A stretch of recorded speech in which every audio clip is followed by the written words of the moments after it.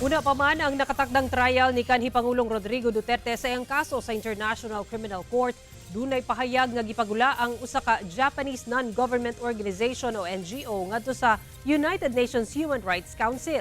Sa pahayag sa International Career Support Association nga gipadala ngadto sa 62nd session sa UN Human Rights Council, sukwahay sa International Human Rights ang padayong pagdetene sa 81 anyos nga si FPRRD. Gitumbok dinhi nga tumong matud pa sa Marcos administration nga gubaon ang politikal nga impluwensya sa pamilyang Duterte una ang 2028 presidential elections. Lakip sab sa gipahayag ang nagakahitabong aligasyong halapad nga korupsyon alang sa political coercion, kalapasan sa prinsipyo sa political neutrality ubo sa Rome Statute ug mga kalapasan sa international law. Busa mihangyo ang NGO sa UN Human Rights Council nga magpagula og deklarasyon nga nag-abiso batok sa paggamit sa ICC sa mga miyembrong nasud aron mangilabot sa kahilihukang politikal ug tawagan ang ICC nga ipatuman ang interim release kang FPRRD tungod sa kahintang sa iyang panglawas.